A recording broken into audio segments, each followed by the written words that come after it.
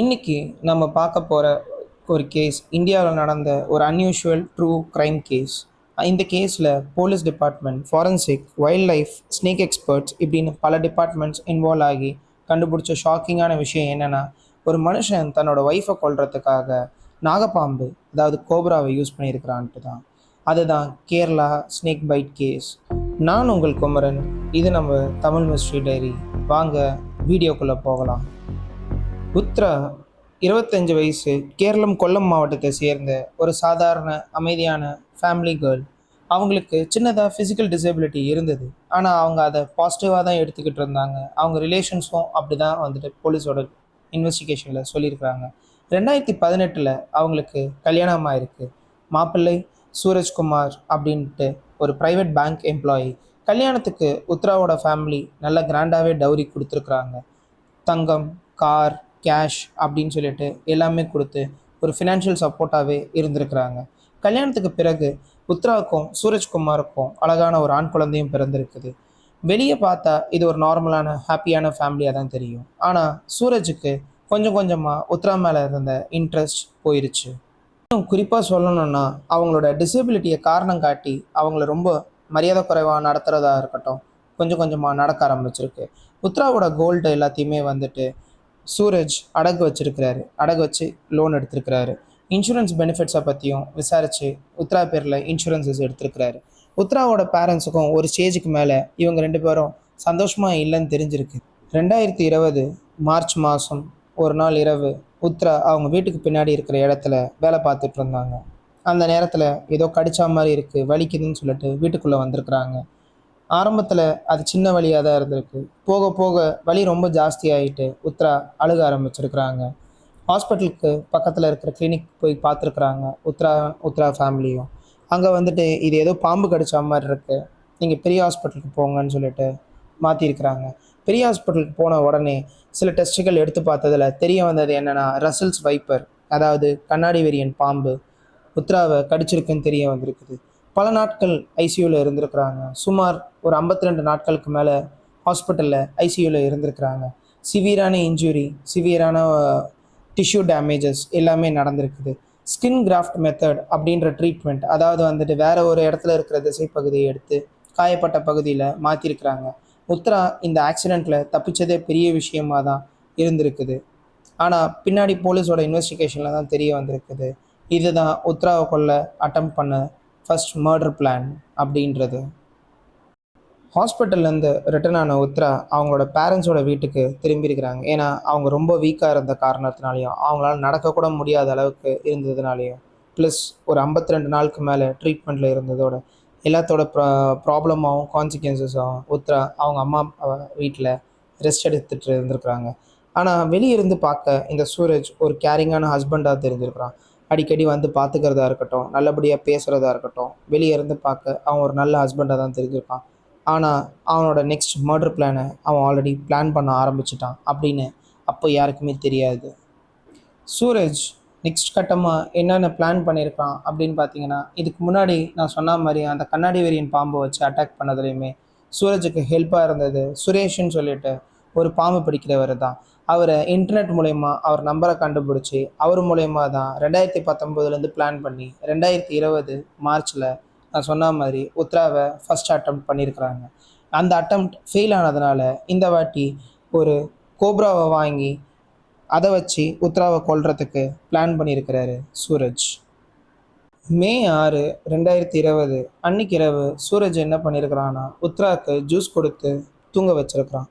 அதுக்கப்புறம் அந்த ரூம்குள்ளே அவன் வச்சிருந்த கோப்ராவை உள்ளே விட்டுருக்கிறான். அந்த கோப்ராவை வச்சு உத்ராவை கடிக்க வச்சிருக்கிறான் ஃபோர்ஸ்ஃபுல்லாக. அதாவது அந்த பாம்பா தானாக கடிக்கல, சூரஜ் வந்து ஃபோர்ஸ்ஃபுல்லாக கடிக்க வச்சிருக்கிறான். அதுவும் ஒரு தடவை இல்லை, பல தடவை உத்ராவை கடிக்க வச்சிருக்கிறான். நீங்களாம் யோசிப்பீங்க, உத்ரா ஏன் எந்திரிக்கலை, ஏன் கத்தலை அப்படின்ட்டு. ஏன்னா அவன் கொடுத்த ஜூஸில் வந்துட்டு அவன் மயக்க மருந்து கலந்து கொடுத்துருக்கான். அதனால் கான்ஷியஸே இல்லாமல் தூங்கிட்டு இருந்த உத்ராவை தான் இந்த பாம்பை வச்சு கடிக்க வச்சிருக்கிறான். அதனால தான் உத்ரா எந்த ஒரு ரியாக்ஷனும் இல்லாமல் தூங்கிட்டு இருந்திருக்கிறான். அடுத்த நாள் காலையில் உத்ராவோட அம்மா ரூம்குள்ளே போயிட்டு உத்ராவை எழுப்ப ட்ரை பண்ணியிருக்கிறாங்க. உடம்புல எந்த அசைவும் இல்லை. அந்த நேரத்தில் தான் அதே ரூமில் இன்னொன்று மூலையில் இந்த கோப்ரா இருக்கிறத உத்ராவோட அம்மா பார்த்துட்டு ஷாக் ஆகிருக்கிறாங்க. மொத்த ஃபேமிலியும் அலறி கூப்பிட்ருக்குறாங்க. வந்து பார்த்த ஃபேமிலி அந்த கோப்ராவை அடித்து கொன்னுட்டு உத்ராவை வந்து ஹாஸ்பிட்டலுக்கு கூப்பிட்டு போயிருக்காங்க. ஆனால் ஹாஸ்பிட்டலில் சொன்னது என்னென்னா, அவங்க ஆல்ரெடி வர்றதுக்கு முன்னாடியே இறந்துட்டாங்க அப்படின்றது தான். உத்ராவோட டெத்துக்கு அப்புறம் சஸ்பீஷியஸ் ஸ்டார்ட் ஆக ஆரம்பிச்சது. அது முதல்ல உத்ராவோட அப்பாவுக்கு தான் வந்திருக்குது. என்னென்னா, ஒரு பொண்ணை எப்படி 2 மாதத்தில் 2 தடவை அதுவும் விஷமுள்ள பாம்புங்களா கடிக்கும் அப்படின்றதும், ப்ளஸ் சூரஜ் வந்துட்டு சாதாரணமாகவே ரொம்ப லேட்டாக எழுந்திரிக்கிற ஆள். ஆனால் உத்ரா இறந்த அன்னைக்கு வந்துட்டு அவர் காலையில் சீக்கிரம் எழுந்திரிச்சு வீட்டை விட்டு வெளியே போயிருக்கிறாரு அப்படின்றத பற்றியும் போலீஸில் ஒரு கம்ப்ளைண்ட்டாக உத்ராவோட அப்பா கொடுத்துருக்கிறாரு. இந்த கேஸோட இன்வெஸ்டிகேஷன் சாதாரண மற்ற கேஸுங்கள மாதிரி இல்லாமல் police, snake experts, zoologist, forensics doctors, wild life officials இப்படின்னு பல டிபார்ட்மெண்ட்கள் உள்ளே இன்வால்வ் ஆகி ஒரு ஸ்பெஷல் டீமாக ஃபார்ம் ஆகி தான் இது ஃபுல்லாகவே நடந்தது.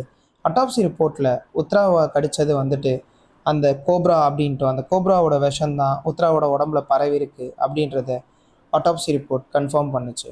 ஆனால் இதில் ஒரு அன்யூஷுவலான பேட்டர்ன் இருந்திருக்குது இந்த கோப்ரா கடித்ததில். என்னென்னு பார்த்தீங்கன்னா, சாதாரணமாக ஒரு கோப்ரா கடிக்கிறதுக்கும் இந்த கோப்ராவோட பதிஞ்சது உத்ராவோட கையிலையாக இருக்கட்டும், நிறைய வித்தியாசங்கள் இருக்குது. என்ன வித்தியாசங்களா? உத்ராவை கடித்த அந்த கோப்ராவோட நல்லா டீப்பாக அவங்கள கடிச்சிருக்கு அப்படின்றதும், ப்ளஸ் ஒரு பல்லுக்கும் இன்னொன்று பல்லுக்கும் இருக்கிற இடைவெளி நார்மலாக கடிக்கிறதுக்கு உண்டான இடைவெளியாக இல்லாமல் ஃபோர்ஸ் பண்ணி ஒரு பாம்பை கடிக்க வைக்கும்போது அந்த இடைவெளி ஜாஸ்தியாக இருக்குன்றதையும் வந்துட்டு கொடுத்துருக்குறாங்க இந்த அட்டாப்சி ரிப்போர்ட்டில். அடுத்த அட்டாப்சி ரிப்போர்ட்டில் இருந்த ஃபைண்டிங்ஸ் என்னன்னு பார்த்தீங்கன்னா, யூஸ்வலாக ஒரு பாம்பு கடிச்சதுன்னா, அதுவும் ஒரு கோப்ரா மாதிரி பாம்பு கடிச்சதுன்னா கண்டிப்பாக வலிக்கும். அப்படி இருக்கும்போது எப்படி உத்ரா அந்த கடித்தோம் உத்ரா எந்திரிக்காமல் தூங்கிட்டு இருந்திருக்கிறாங்கன்ட்டு, அப்போ தான் இன்னொரு பெரிய சஸ்பீஷியஸ் வெளியே வந்து கண்டுபிடிக்கப்பட்டது தான் உத்ராவுக்கு மயக்க மருந்து கொடுத்துருக்குறாங்க அப்படின்றது. இந்த கேஸில் இன்னும் ஒரு அன்யூஷுவலான விஷயம் இருக்குது. போலீஸ் கோப்ராவுக்கு நெக்ராப்சி பண்ணியிருக்கிறாங்க. நெக்ராப்சினா அனிமல்ஸுக்கு செய்யப்படும் அட்டாப்சி. அந்த கோப்ராவையும் ஃபாரன்சிக் லேபில் வச்சு அட்டாப்சி பண்ணி பார்த்துருக்குறாங்க. அதில் எக்ஸ்பர்ட்ஸ் கண்டுபிடிச்சது என்னென்னா, இந்த பாம்பை பல நாட்கள் பட்னி போட்டிருக்கிறான் சூரஜ். அதுக்கு சரியான ஆகாரம் கொடுக்காத போது அந்த பாம்பு ரொம்ப அக்ரெசிவாக மாறும் அப்படின்னு நினச்சி சூரஜ் இதை பட்னி போட்டு ஒரு டப்பாவில் வச்சுருந்துருக்கிறான். இதை எப்படின்னா, அந்த பாம்பை கொன்னதுக்கு அப்புறமும் அந்த பாம்பை வச்சுருந்த அந்த டப்பா வீட்டுக்கு பின்னாடி புதரில் இருந்திருக்கு. அதையுமே ஸ்பெஷல் இன்வெஸ்டிகேஷன் டீம் பின்னால் கைப்பற்றிருக்கிறாங்க. இதுவுமே இந்த கேஸில் ஒரு இம்பார்ட்டண்ட் எவிடன்ஸாக சூரஜுக்கு எதிராக மாறிடுச்சு. தியரிஸ்லாம் வச்சு மட்டும் போலீஸ் வந்துட்டு இந்த கேஸை ஃபார்வர்டு எடுத்துகிட்டு போகாமல், போலீஸ் மெனக்வெயின் ஒன்று, அதாவது வந்து இந்த துணிக்கடைங்கள்லாம் நீங்கள் வெளியே பார்த்துருப்பீங்க, வெள்ளையாக ஒரு பொம்மை, அந்த மாதிரி ஒரு பொம்மையை டம்மியாக வந்துட்டு உத்ராவோட பெட்டில் அதே ரூமில் வச்சுட்டு அதே ரூமுக்குள்ளே ஒரு கோப்ராவை உள்ளே விட்டு போலீஸ் எக்ஸ்பிரிமெண்ட் செஞ்சு பார்த்துருக்குறாங்க. ஏன்னா அது நார்மலாக கடிக்குதா, இல்லை அதை எதாவது ட்ரிகர் பண்ணும்போது அது அந்த மாதிரி கடிக்குதா அப்படின்றதையும் வந்துட்டு போலீஸ் எக்ஸ்பிரிமெண்ட் செஞ்சு ப்ராப்பரான எக்ஸ்பர்ட்ஸ் கூட சேர்ந்து அதை வந்து வீடியோவும் ரெக்கார்ட் பண்ணி அதையுமே வந்துட்டு ஒரு எவிடன்ஸாக வந்து கோர்ட்டில் சப்மிட் பண்ணாங்க போலீஸ். ஏன்னா நார்மலாக ஒரு பாம்பு கடிக்கிறதுக்கும் ஃபோர்ஸ் பண்ணி கடிக்கிறதுக்கும் நான் அந்த அட்டாப்சி ரிப்போர்ட்டில் சொன்ன மாதிரி அதை ட்ரை பண்ணி பார்க்கறதுக்காக அதுக்காக யூஸ் பண்ணப்பட்டது தான் இந்த மெனிக்வின்.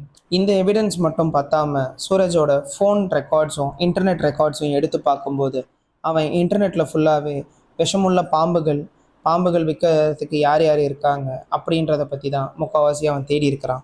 இது மட்டும் இல்லாமல் உத்ராவோட அப்பா கேஸ் கம்ப்ளைண்ட் கொடுக்கும்போது அவரும் என்ன சொல்லியிருக்காருன்னா, சூரஜுக்கு பாம்புகளை நல்லாவே ஹேண்டில் பண்ண தெரியுன்றதை பற்றியும் சொல்லியிருக்கிறாரு. ஸோ இந்த மாதிரி எவிடன்சஸும் வந்துட்டு சூரஜுக்கு எதிராகவே ஃபார்ம் ஆக ஆரம்பிச்சது.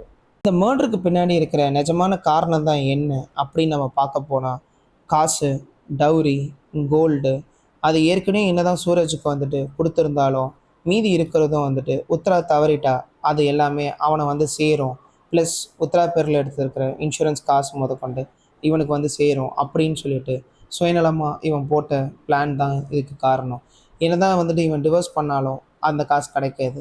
அதே கல்யாணம் ஆயிருக்கு, உத்ரா தவறிட்டாங்கன்னா அது எல்லாம் இவனுக்கு தான் அப்படின்ற பேராசையில் தான் சூரஜ் இந்த மொத்த பிளானுமே பண்ணியிருக்கிறான். நான் முன்னாடியே சொன்ன மாதிரி இந்த கேஸில் பல டிபார்ட்மெண்ட்கள் சேர்ந்து இன்வெஸ்டிகேஷன் பண்ணியிருந்தாங்கன்ட்டு, அதோட வெளிப்பாடாக பார்த்தீங்கன்னா போலீஸ் சைட்லேருந்து 1000 பக்கங்கள் கிட்டத்தட்ட இருக்கிற ஒரு சார்ஜ் ஷீட்டை கோர்ட்டில் சப்மிட் பண்ணுறாங்க. ஏன்னா இது வந்து ஸ்டெப் பை ஸ்டெப்பாக பிளான் பண்ணி எக்ஸிக்யூட் பண்ண ஒரு ப்ராப்பரான மர்டர் அண்ட் எக்ஸிக்யூஷன் அப்படின்றது. ப்ராசிக்யூஷன் சைடில் இருந்து இதை ரேரஸ்ட் ஆஃப் த ரேர் கேஸ்ன்ட்டும் இதுக்கு டெத் பெனாலிட்டி மரண தண்டனை விதிக்கணும்னு சொல்லிட்டோம் கோர்ட்டை கேட்டுக்கிட்டாங்க. ஜட்ஜுமே வந்து இது ஒரு ரேர் கேஸ்ன்னு ஒத்துக்கிட்டாங்க. ஏன்னா மர்டர் வெப்பனாக இங்கே யூஸ் பண்ணது ஒரு கோப்ரா.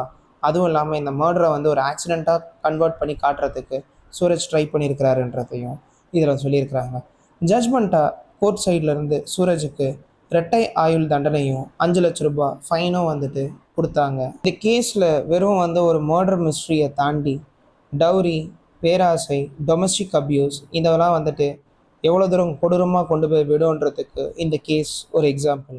சாதாரண வீட்டு பிரச்சனை தானே அப்படின்னு பார்க்காம அது ஒரு டவுரி ஹராஸ்மெண்ட்டாக இருந்தால் எப்போவுமே அதுக்கு எதிர்த்து நம்ம பேசணும். பேசலைன்னா இந்த மாதிரி ஒரு தப்பான முடிவுகளில் போயிட்டு ஒரு ஃபேமிலியை எண்டப் ஆகிறதுக்கு நிறைய சான்ஸ் இருக்குது.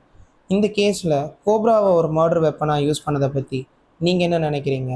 கமெண்ட்டில் சொல்லுங்கள். வீடியோ பிடிச்சிருந்தா ஒரு லைக் பண்ணுங்கள். சேனலை சப்ஸ்கிரைப் பண்ணிக்கோங்க.